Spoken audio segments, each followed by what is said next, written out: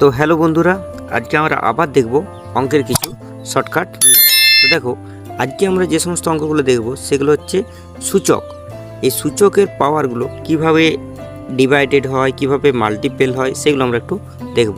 তো দেখো, এইখানে যে অঙ্কগুলো দেওয়া আছে, এখানে মনে রাখবে এই যে যেটা 4 আছে, এই যে 4, এই 4টাকে কী বলা হচ্ছে বেস।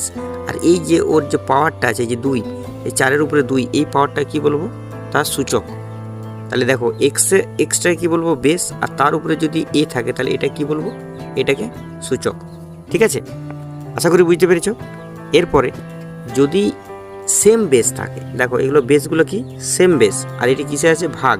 তাহলে সেম যদি বেসটা যদি সেম থাকে আর তার পাওয়ারগুলো কি হয়? তার পাওয়ারগুলো বিয়োগ হয় ভাগের ক্ষেত্রে। গুণের ক্ষেত্রে কিন্তু যোগ হয়। তাহলে দেখো, এখানে সেম বেস আছে, একমাত্র সেম বেসের ক্ষেত্রে এই সূত্রটা প্রযোজ্য। তাহলে সেম বেসের ক্ষেত্রে আমরা রাখবো, তার পাওয়ারগুলো কী হবে? বিয়োগ হয়। তাহলে 4 - 2, তাহলে অ্যান্সার কত হয়ে যাবে? 4-এর স্কোয়ার, মানে 4 4 16। এটাই হচ্ছে অ্যান্সার। আশা করি বুঝতে পেরেছো।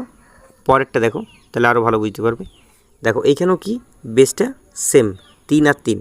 এইখানে নিচে বেসে দেখো উপরে 3⁴ আছে, মানে 3 বেসের পাওয়ার কত আছে? 4। কিন্তু এই যে নিচের যে 3, এইখানে দেখো কিছু নেই, মানে আমরা কত ধরে নেবো? 1। ঠিক আছে, তাহলে এটারও কী হয়ে যাবে?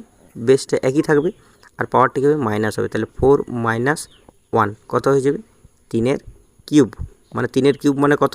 3 × 3 = 9, 9 × 3 = 27। বুঝতে পেরেছো? পরেরটা দেখো, এর পাওয়ার দেখো 7 আছে, আর এখানে দেখো এর পাওয়ার 4 আছে। তাহলে এটাও বেসটা দেখো এ, মানে সেম। তাহলে কী হবে? এ 7 মাইনাস কত হবে? 4। তাহলে এর পাওয়ার কত হয়ে যাবে? 3। ঠিক আছে, এরপরটা দেখো 9 আছে পাওয়ার। তাহলে বেসটি কী হয়ে যাবে? 9, আর উপরটা কত হবে? 3 - 2। তাহলে 9⁴ মানেই কত? 9। আশা করি বুঝতে পারছো। এরপরটা দেখো, বেসটা সেম আছে, 5 আছে। তাহলে এটি কী হবে? 5, আর উপরের বেসটা মাইনাস হবে, 9 - 8, মানে 5⁴ সমান হচ্ছে 5। ঠিক আছে, এরপরে আরেকটা জিনিস বলি, যে 5⁴0 বা কোনো জিনিসের পাওয়ার যদি 0 থাকে তার মান সবসময় কত হয়? 1। যদি x⁴0 থাকে তাহলে তার মান কত হয়ে যাবে? 1। বুঝতে পেরেছ? আর যদি এই যেটা এইখানে অঙ্কটা দেওয়া আছে, লাস্টেরটাই দেখো, এইটা যদি